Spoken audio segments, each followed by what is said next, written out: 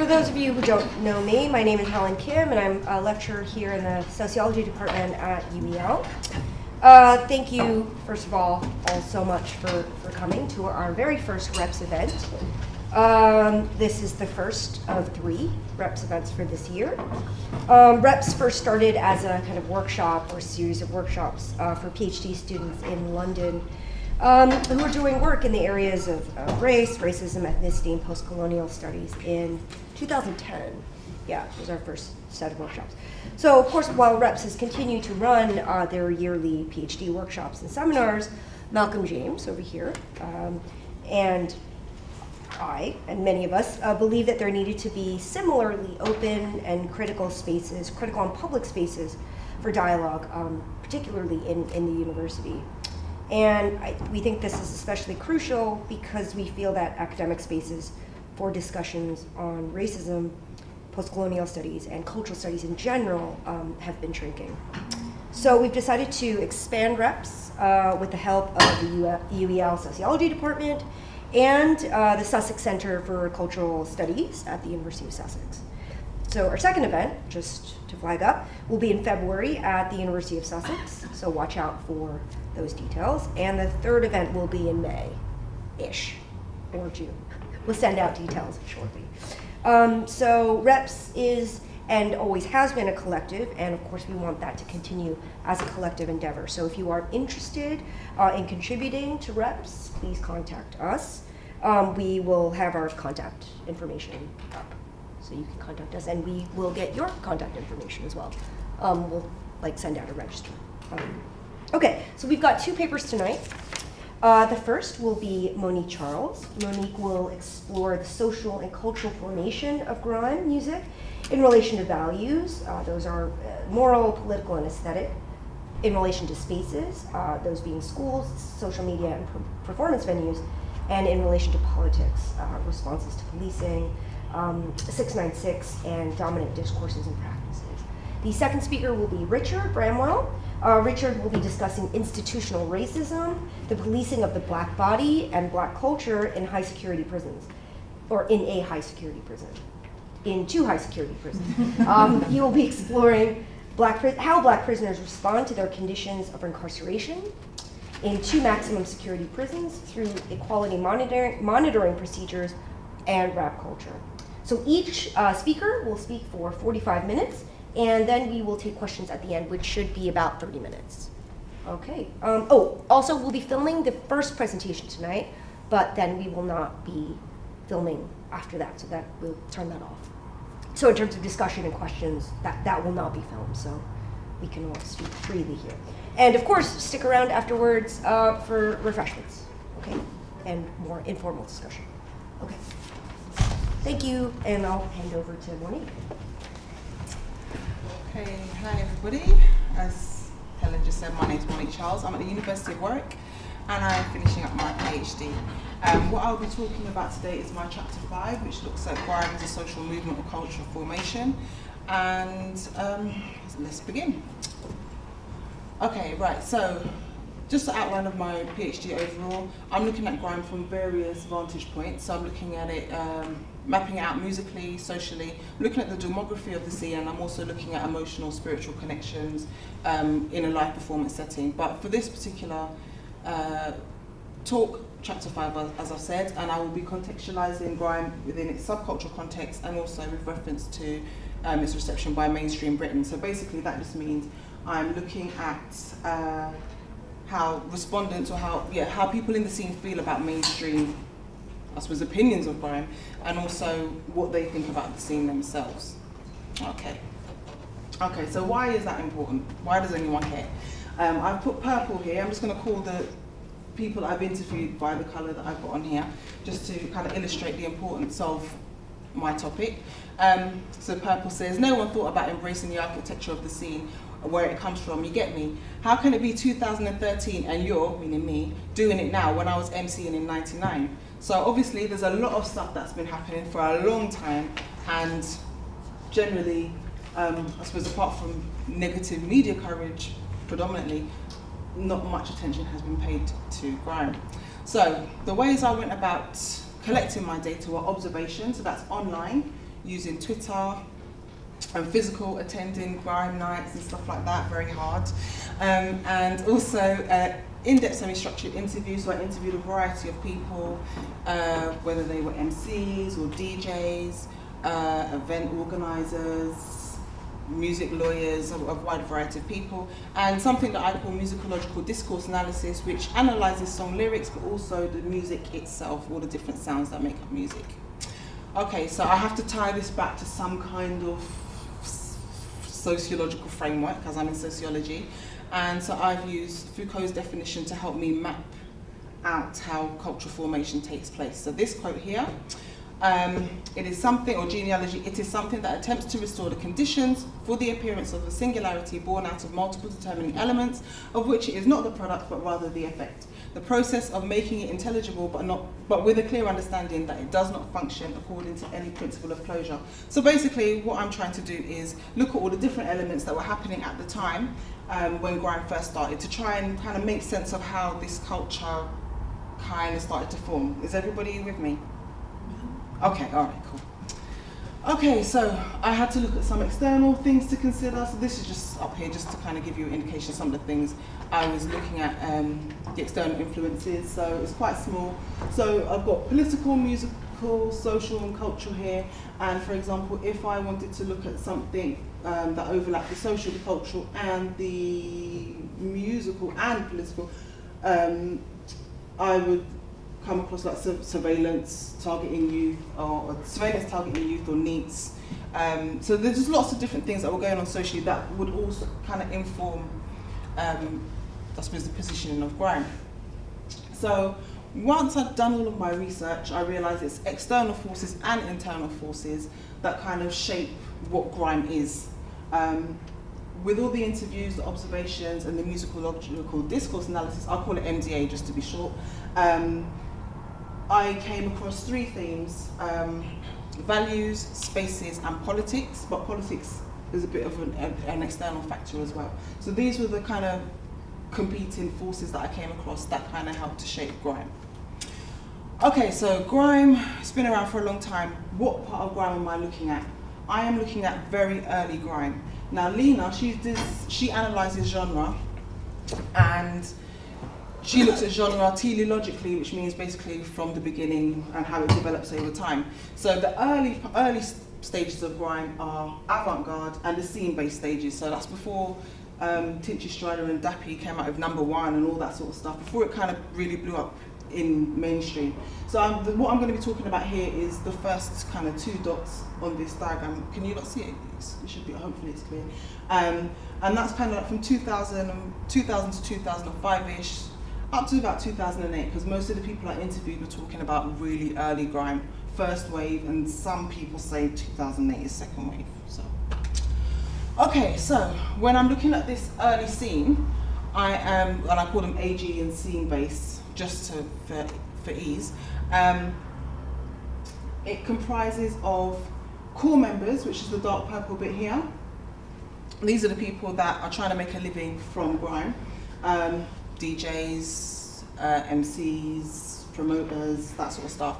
Scene-based fans, people that attend the grime nights, may go online and talk in forums about grime. And then the cultural tourists are usually the people that are at the industry phase, which was further along in the previous diagram I showed you, that think, oh, this is cool, let me just enjoy this until something else new comes along. So the people I'm talking about for the most part are going to be in the first two circles just there. And they were the ones that kind of gave me an insight into how grime formed culturally. So the three themes that came out were values, spaces, and politics. And what I'm going to do for the rest of this talk mainly is just to kind of talk about these three themes. Okay, so values. Informality, I found, was one of the first, I suppose, values that came about in grime. And by that I mean in relation to technology, teaching and learning, lyrical content and recital, and entrepreneurship. Basically, there was a lot of self-teaching going on. There was a lot of teaching yourself how to use technology, figuring out where you could get access to, the latest technology, whether it was youth centres or if you were lucky, maybe at school, or if you had a friend that had a studio in their house or had access to a studio, that sort of thing. People would learn how to make music from friends, or to just teach themselves. Lyrical content, that was, I suppose, again, that was another self-taught thing, because when it was first coming out, 2000 or so, everyone was into hip-hop, American accents, or Bashment, Jamaican accents, that sort of thing. And entrepreneurship, when people were trying to make money off their newly developed skill, it was all done informally. And I'll talk about that a bit more in spaces. Some of the values: experimentation, openness, basically how they taught themselves, how they made the music. It kind of also fed into the aesthetic of the music anyway, because it sounded very different to anything that anybody had ever heard before. So it was very experimental, open. The competitiveness was another value in the scene. If you listen to a lot of the lyrics, a lot of MCs are the baddest MC, no one can mess with them, that kind of thing. And that also helped to sharpen their craft. Financial success was a value in grime as well, although it wasn't necessarily tied to the blingy kind of celeb lifestyle culture that was around at the time. At that sort of time, I think Puffy was still with J-Lo, to kind of give you an idea of how celebrity and bling bling life was. And the value of hard work.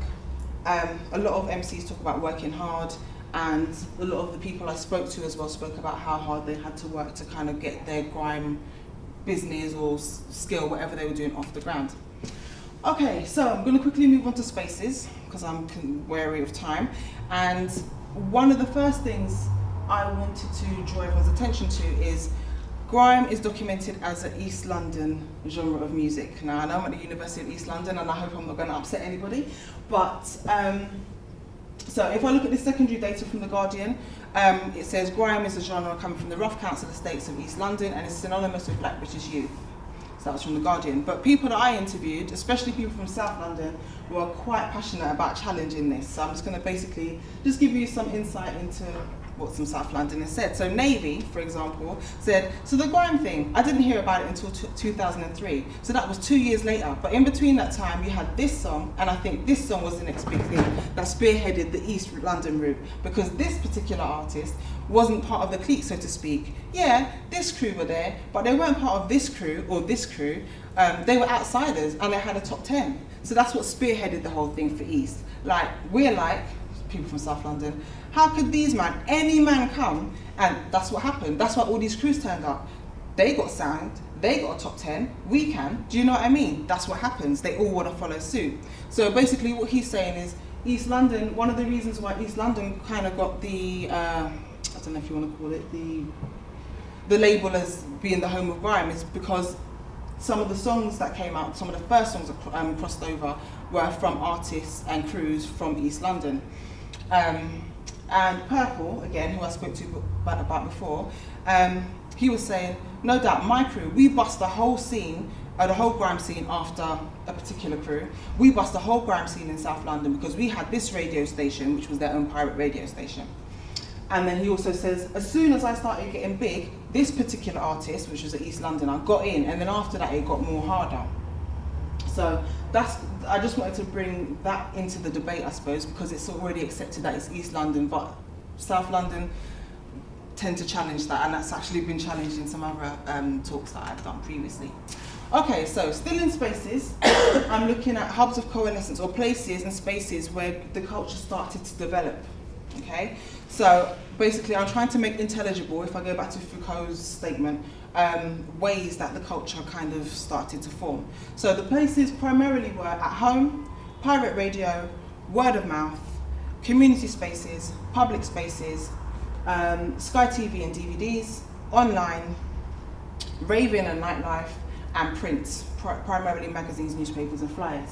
I will talk a bit more about the internet later on, because the internet had a different effect for fans as it did for the actual cultural pioneers, or the people in the core that were in the middle circle that I showed you a diagram of a little while ago. And it also brought up some questions of authenticity as well. So I'll talk about that a bit later. Okay, so I'm just literally going to give you some examples just to kind of show you how, or give you examples of the spaces. So Red says, pirate radio gave them, as in the artists, what the mainstream media and radio wouldn't give them. So pirate radio was pivotal. Without pirate radio, you wouldn't know what grime music is, or wouldn't have known who these men were. They might not have even been able to build upon that to get to the stage where they could become artists. This is just one example of many people that I've interviewed that say that pirate radio was pivotal, and from a fan perspective it was pivotal so that they could keep abreast of what was going on, what were the developments, who were the new artists and what was going on. Okay, an example of the word of mouth is from Purple again, and Purple says, so every community is different, but it's that but it has the same grime principles because everyone's related. People from this area's got cousins in East London and cousins in West London and South London, because they all talk and spread information. So it's just non-stop rhymes were spreading all the way through, and it started to build. As a child, you find out stuff, what's cool for you. So I suppose this is another example that it was very much a London thing to begin with. Because of extended family networks, people would find out about grime from their cousins and their friends and all that sort of stuff, and then they would tune into pirate radio, and it would just continue to grow from there. Another example is from, well, he looks green here, so I'll just call him Green. And he says, in school, people used to pay me to do ringtones for them on their mobile phones. Do everyone remember polyphonic ringtones, Nokia? You could make your own. Okay, yeah, so that's what they were paying this guy to do. Another example of informal entrepreneurship as well.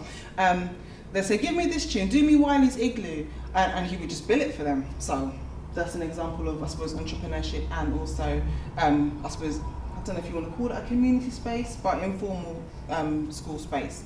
And this particular artist, who I call Sky Blue, he's an MC from the Netherlands, and he gives an example of public spaces. So basically, him and his crew, after they've printed off their writable CDs, they would go to the 5 major stations outside in the Netherlands, hand out the CDs. Also had a connection with a fashion shop or a clothes shop, and if anybody bought anything, he would tell the people, give them a CD. So that would get their name buzzing, and it would help to publicize them. So those are just some examples.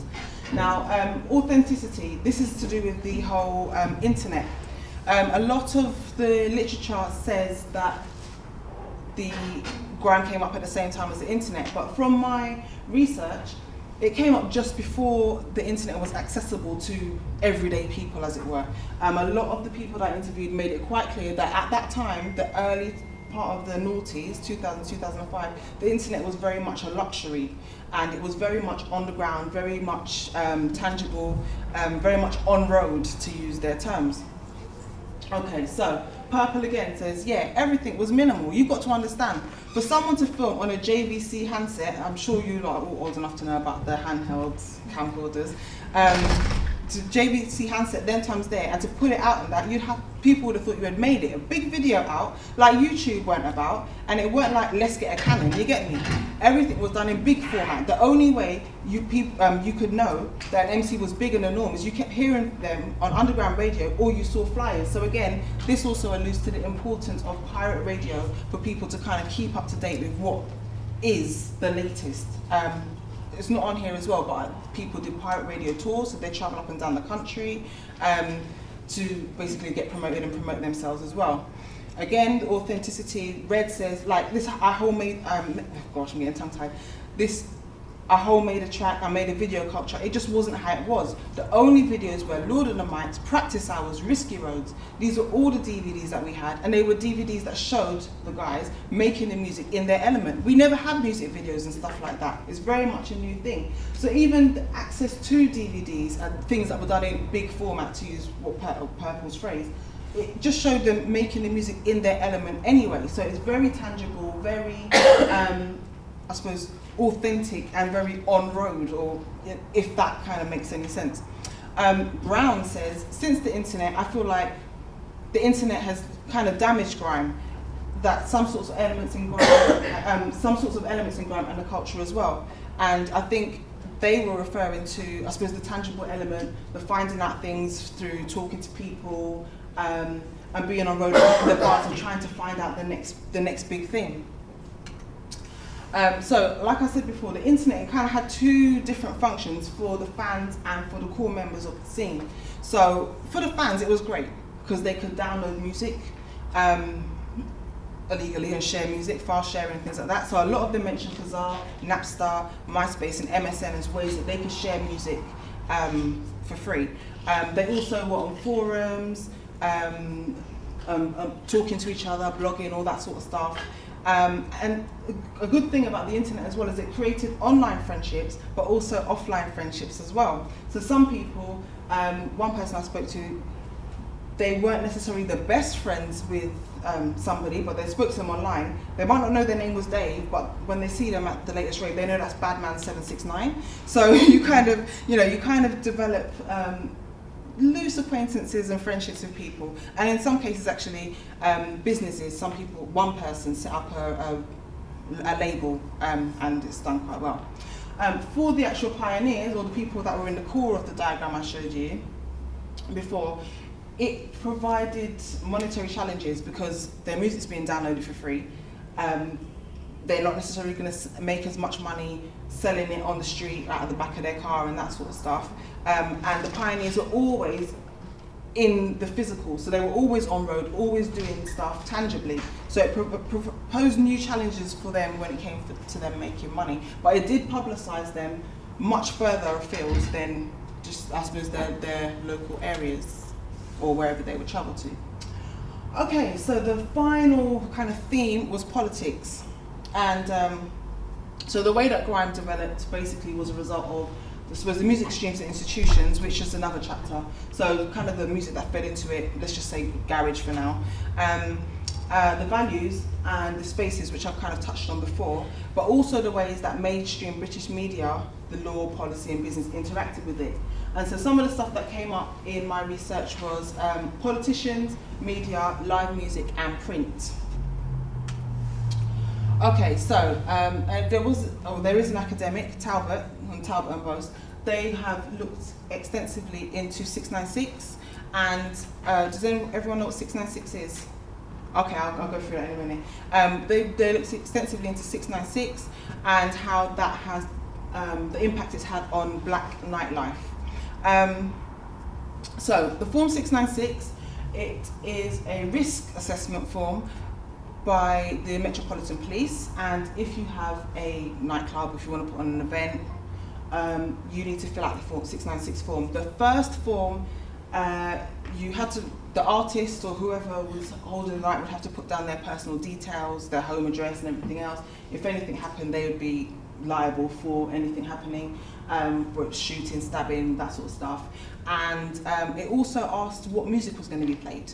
So if you ticked bashment or if you ticked grime, then chances are it's a hazard, and so they just wouldn't give you a license and you couldn't put the night on. So there was a bit of first, not a bit, there was a lot of outcry about that, and they changed the form, they worded things differently, but it still kind of targeted black cultural forms. So for example, if you're having a night, an event and it involves a mic with over a backing track, that still kind of narrows down what type of music it could possibly be, so that they can revoke your license. But yeah, so this is some of the things that my people I interviewed said. So Pink said it definitely was based around racial profiling, I believe that's how you'd say it. And another person says 696, it was just an issue of the Met Police trying to shut down what they viewed as problematic, but clearly black music specifically. And a tweet from an event I went to, Gray said the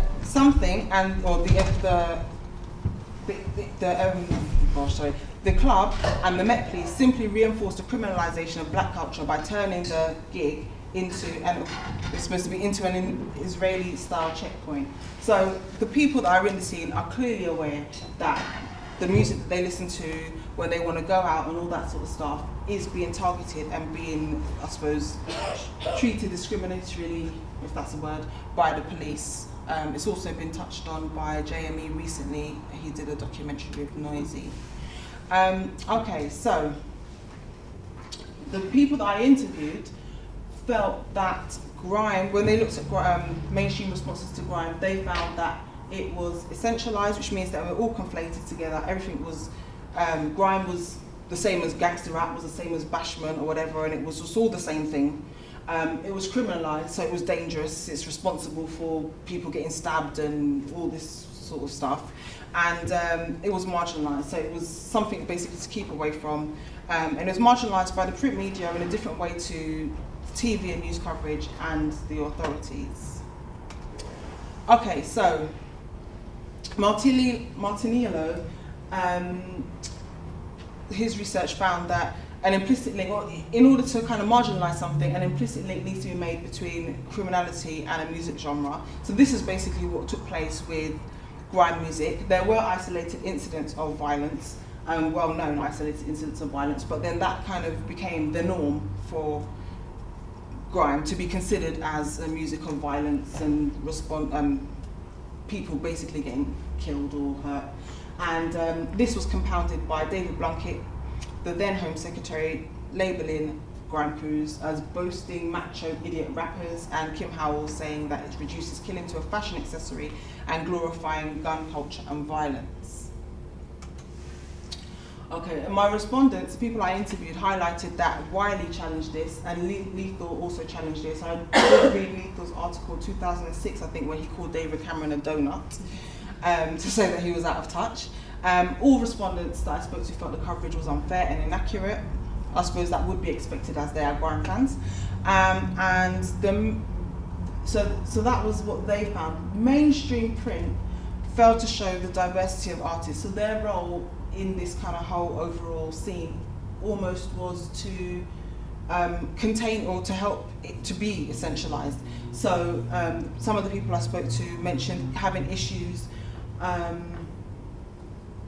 pitching stories to liberal papers, because there was only liberal papers where grime tended to be covered, or niche, but in liberal papers, if you, for example, they wrote about Tiny Temper one week, they couldn't write about Tinchy the next week for some reason, because they're just all the same. Whereas they could do the indie band one week, another indie band the next week, another indie band the week after.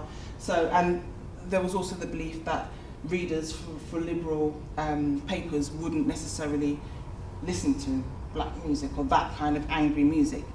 As I've touched on briefly, or just a little while ago, the issuing of licenses and all the stuff to do with the Met Police, particularly in London, I should have said, Met Police was doing this in London. That led to the banning of songs, the banning of clientele, basically, because they would racially profile the people that would attend these nights. And even my observation, so when I went to smaller events, I mean, I had fun at all the events I attended, but when I went to the small events, it was fine. You have the basic bag check or whatever else, but the larger events, there were a lot of police presence. You needed your passport and driver's license to get into some of these places, and you actually felt like a criminal going in. Okay, so this is, I was trying to bring in another kind of sociological kind of framework as well. So I'm toying with this might not stay, but I'm toying with Runciman's relative deprivation, which basically is, how can I explain it? It's basically saying, I can see somebody or a group of people are doing something that I consider desirable, and I want to go and do something desirable as well, but I'll do it in my own informal route. So, for example, garage, when garage was all about the champagne lifestyle, the pretty girls and all that sort of stuff. Grime, when it first came out, it was like, no, I don't do garage, this isn't garage. If you listen to a lot of the early kind of grime songs, I don't do garage, it's not garage, it's not garage. And they're making their own success on their own terms in a different way, but they're still trying to reach that kind of, I suppose, desirable status, but in a different way. I don't know if I've made that clear. I'm still working on that part myself. Also, with if I go back to East London, with the whole gentrification of East London, that just means making the place plush and nice. I suppose the people that were kind of left behind in the council estates and things like that, they would still want to achieve the same desirable things that are, I suppose, basically on their doorsteps that they can't attain at the moment as well. So that's kind of an idea I'm toying with. I'm not sure how I'll get with that. But obviously the external factors were the legal processes which were infused with racism, classism as well, a bit of ageism, so like the ASBO's dispersal order, stop and search, 696, all of these sort of things kind of compounded how grime was shaped. And how am I for time? Okay, because I'm okay. All right. Okay, so those are that's kind of a very broad kind of overview of the where and how kind of grime developed and the things that kind of informed it. But some of my just general thoughts about grime in relation to what I've just mapped out is the internet played the internet and 696, I feel, both played into the rapid expansion of grime outside the UK, and throughout the UK as well. I should have actually put on there, because 696 banned events in London, so the artists just went outside, and so people outside London found out about it. Also, because of the internet, people could tune in. So now there's a massive fan base in Japan. They have their, I don't know if it's once a year, I have to check this, but they do their war dubs. Eastern Europe is the Czech Republic, it's kind of getting big there. The Netherlands is definitely big there. Like I said, I interviewed a Dutch grime MC. I've been contacted by people in California who said there's a little scene there. I interviewed somebody from the East Coast USA. It's very niche in the East Coast USA, but it still is. It's kind of growing there. And Skepta recently was over there touring anyway. And Cyprus, well, Iron Apple specifically as well, so people know about it there.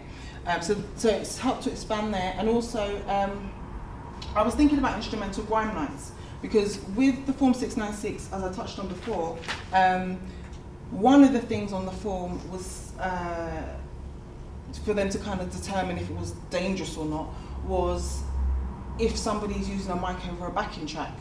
So that's one of the things that they use. So that obviously that definitely will include grime and hip hop at least. So this is my own thought. I think that maybe instrumental grime nights are a way to just kind of sidestep that, because then you don't have to tick that box. It's just instrumental music, so you can still go and listen to grime. So people are trying to find ways around the external pressures. So boxed, I think that's is it Plan B? I think is that Plan B. I don't know if they still do it. I know they were doing it last year or the year before. They had the instrumental grime nights. And also you have artists doing pop-up shows. I've called that guerrilla tactics, because the element of surprise means that if fans find out, they can get down there quickly. So when Skepta did his video, I think it was the day before, he said, look, I'm doing a video. So everyone came down and they filmed. Gets did a pop-up show in the Barbican, or outside the Barbican, kind of in the estates bit around there. And for example, Giggs had a CD signing in Kingston, and because of intelligence it wasn't allowed, so he just did a pop-up one anyway. So the art, and this is all kind of informal again, trying to find ways around the structures that are continually trying to stop them. So these are just some of my thoughts, and that is it. I hope you enjoyed it. That's it.